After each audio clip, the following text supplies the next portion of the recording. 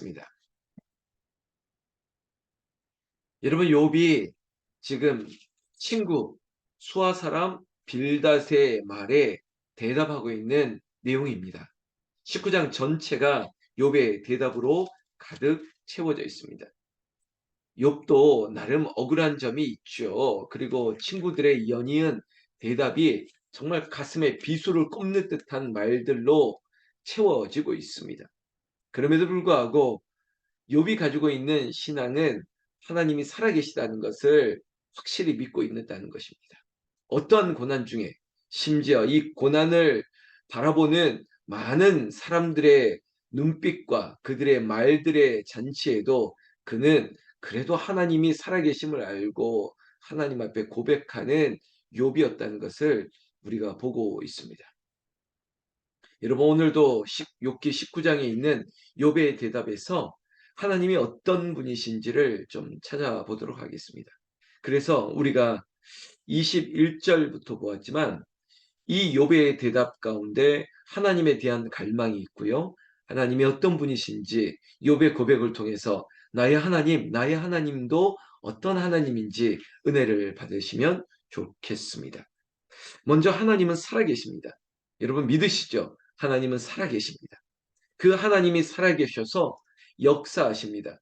그래서 우리가 부르는 찬송가 중에 살아계신 주 나의 참된 소망, 여러분 살아계신 하나님이 내 인생의 어떤 고난 가운데도 그분이 소망이 되시고 그분이 나의 비전이 되어주시는 것입니다. 나는 이 새벽에 주님 앞으로 나온 모든 주의 영혼들이 하나님이 살아계시고 하나님이 참 소망이 되시고 하나님이 생명이 되시오니 하나님 앞에 붙들림 받으시고 하나님의 도우심을 누리는 여러분 되기를 주의 이름으로 축복합니다. 욥의 21절 말씀을 좀 보겠습니다. 나의 친구야, 너희는 나를 불쌍히 여겨다오. 나를 불쌍히 여겨다오. 하나님의 손이 나를 치셨구나.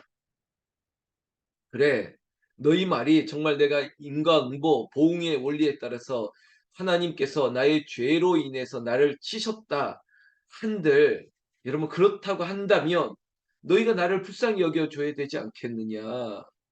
그래, 너희 말대로 하나님이 손이 나를 치셨다고 하자. 그래서 나를 불쌍히 여겨다오. 이것이 욥이 지금 하나님께로 나아가는 그의 하소연과 같은 것입니다. 21절만 보더라도 욥도 하나님이 나를 치셨구나라고 인정하고 있습니다. 여기서 우리의 의문이 있는 거죠. 하나님이 나를 괴롭게 하는구나. 하나님이 나를 아프게 하는구나. 하나님 나를 괴롭게 하는구나. 하나님 정말 우리를 아프게 괴롭게 힘들게 하시려고 나에게 형벌을 내리신다고 여러분 생각하십니까? 지금 욥이 당하는 고난 앞에 이렇게 말할지라도 그러나 마침내 결국은 하나님이 어떤 분인지를 바로 알아가는 것입니다. 우리도 역시 때로는 하나님이 나를 치셨구나, 하나님 나를 버리셨구나 라고 생각이 든다 할지라도 결국은 우리의 생각은 사라지고 우리의 믿음이 아니야, 하나님 나를 치신 것이 아니라 하나님 나를 징계하시는 것이라면 마침내 내가 정금같이 보석같이 나아갈 것이라는 겁니다. 여러분, 우리 아버지가 우리 어머니가 나를 혼낸다고요? 나를 매를 든다고요? 그것이 나를 심판하기 위함이 아니지 않습니까? 나를 바로 세우기 위함인 것이고, 혹시 설령 그렇다고 내가 하나님께 맞는다고, 하나님께 혼이 난다고, 내 아버지 어머니께 그렇게 만약에 이런 체벌을 받는다 할지라도 그것이 나를 심판하기 위함이 아닌 것을 우리는 알고 있지 않습니까? 우리 믿음, 그리고 우리가 철이 들고 하나님 아버지의 사랑을, 어머니의 아버지의 그 뜻을 안다면 우리가 그렇게 판단하지 않는다는 것입니다. 욥도 그럴 것입니다. 지금 새 친구의 연이은 말 앞에 그래 이것을 항변하기 위해서 그래 너희 말도 맞지만 그렇다면 너희 말대로 한다면 나를 불쌍히 여겨야 되는 거 아니야? 그래 하나님 나를 치셨다고 생각하자. 그래도 나를 불쌍히 여겨달라는 겁니다. 22절 너희가 어찌하여 하나님처럼 나를 박해하느냐 내 살로도 부족하냐. 여러분 하나님이 나를 박해하는 것, 하나님처럼 나를 박해하는 것, 이거 욥의 오해라고요. 욥의 생각일 뿐입니다.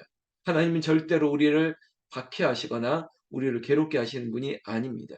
하나님은 나의 하나님, 나의 하나님, 나의 하나님은 나를 귀하게, 존귀하게, 아름답게 하시는 하나님이시죠. 하나님 나를 박해하지 않습니다. 욥의 오해에서 그저 비롯된 생각일 뿐입니다. 하나님께서는 우리를 늘 우리의 고통 속에서도 우리에게 아름다운 것들로 응답하시기 위해서 여러분 결국 우리의 신음소리가 하나님을 향한 찬송 소리로 바뀌게 될 것입니다. 이것이 나의 믿음인 것이죠. 22절 말씀 보십시오. 나의 말이 기록되었으면 책에 씌어졌으면 계속적으로 이렇게 얘기하고 있습니다. 23절, 24절 철판과 나무로 영원히 돌에 새겨졌으면 좋겠노라. 여러분 자신의 고통이 영원할 것 같이 그리고 내가 지금 이렇게 하나님 앞에 하소연하는 것이 잊혀지지 않는 기억이 될 것이라고 여러분 그렇지 않습니다. 하나님이 은혜를 주시면 이전에 어떤 고통과 어떤 서러움도 기억도 나지 않을 것입니다. 마치 우리 하나님께서 우리의 죄를 기억하지도 않으시는 것처럼 우리가 하나님의 은혜의 장중에 붙들림 바 되어지면 이전 것은 사라지고 새 것이 되는 것처럼 우리는 새 사람이 되어서 이전의 고통과 그 고난의 세월을 붙들고 살아가는 것이 아니에요. 날마다 새롭게 되고 하나님의 은혜의 아래 하나님의 나라 안에 거하고 하나님만 바라보는 인생이 될 것이기 때문에 이전과는 전혀 다른 내가 될 것이라는 거죠. 욥도 알고 있습니다. 욥이 하나님이 어떤 분이신지 25절 말씀 보십시오. 내가 알기에는 나의 대속자가 살아계시니라는 것입니다. 여러분 욥이 알기에는 욥의 고백에도 하나님은 살아계신다는 겁니다. 그 하나님 누구냐? 대속자라고요. 그래 이것이 죄의 원리를 한다면 그 죄를 사하시는 분도 하나님이시요. 그리고 그 하나님이 살아계시기에 내 죄가에 대해서 반드시 갚아주실 것이라는 것입니다. 새벽을 깨우는 여러분 하나님이 어떤 분이십니까? 하나님은 대속자예요. 우리의 구속자예요. 우리의 죄를 사하시는 분이에요. 설령 우리가 죄로 인한 어떠한 고통을 우리가 맛보고 있다 하더라도 결국은 그 죄의 문제를 해결하실 분도 하나님이시기에 하나님을 철저하게 신뢰하는 것입니다. 내가 하나님을 믿습니다. 내가 하나님을 바로 봅니다. 그러면 하나님께서 우리에게 반드시 하십니다. 하나님이 갚아주시는 거예요. 왜? 하나님은 죽은 하나님이 아니에요.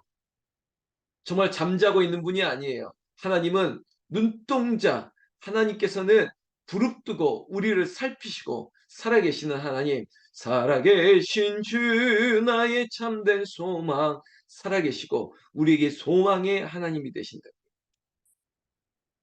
자, 그 하나님이 살아계시기 때문에 욥은 이렇게 말합니다.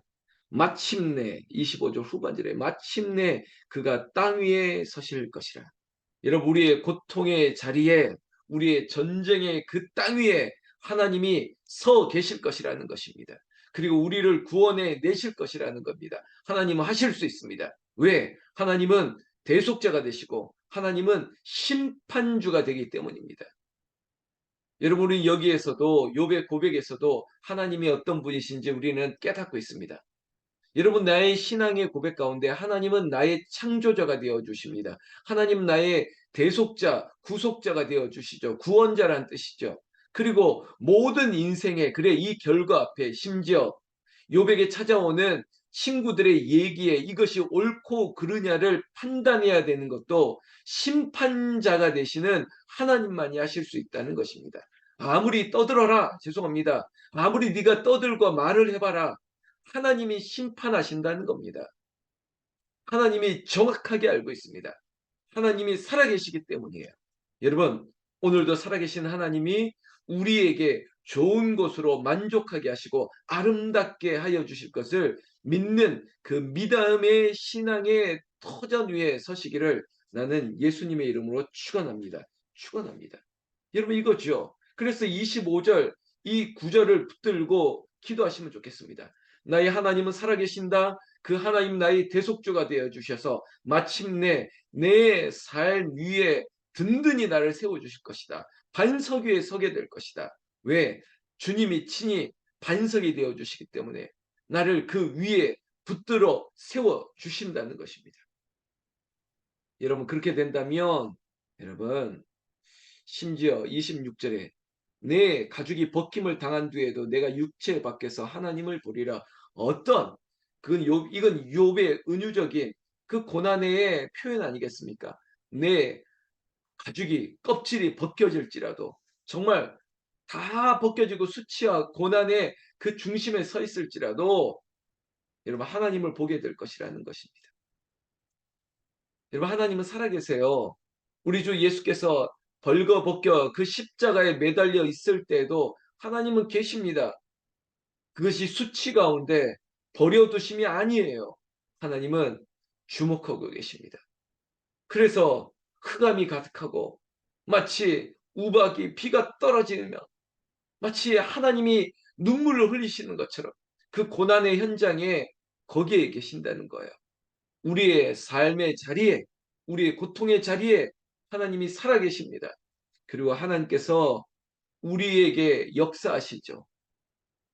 그러면 우리는 그 하나님을 보게 되는 것입니다. 나를 구원하시는 그 하나님의 역사를 보고 그래 하나님이 여기 계시는 것을 알게 되리라.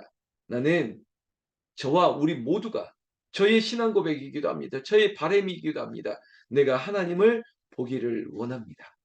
내가 하나님을 보리라. 여러분 이것이 우리의 은혜요. 이것이 우리의 간증이요. 체험이 되기를 간절히 사모해야 되겠습니다. 하나님을 보게 하소서. 하나님을 보기를 원합니다. 27절 내가 그를 보리니 내 눈으로 그를 보기를 낯선 사람처럼 하지 않을 것이라 내 마음이 초조하구나. 여러분 내가 그를 보리라. 하나님을 보기를 원합니다. 여러분 때로는 고통당하고 어떤 결과를 기다릴 때 마음이 초조하고 다급해집니다. 그때마다 하나님 우리가 불렀던 찬양처럼 나 어느 곳에 있든지 늘 마음이 편하다.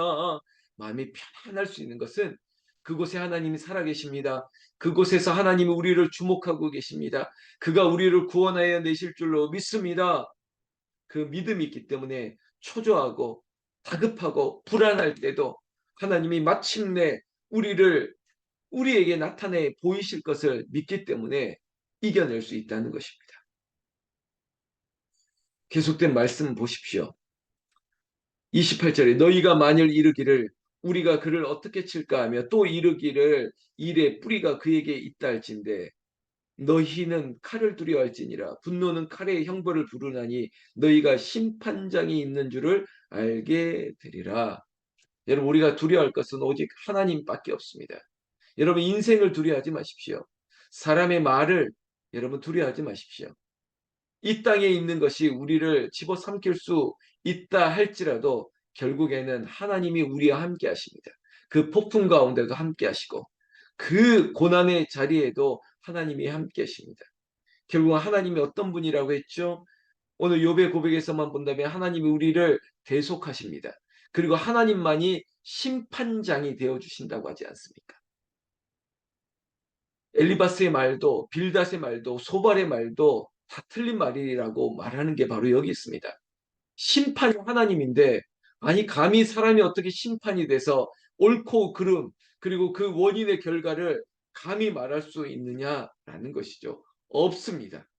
우리의 인생의 심판은 하나님이세요. 우리를 구원하실 분도 하나님이세요. 그래서 그 하나님을 우리가 만나야 됩니다. 그 하나님을 보아야만 하는 것입니다.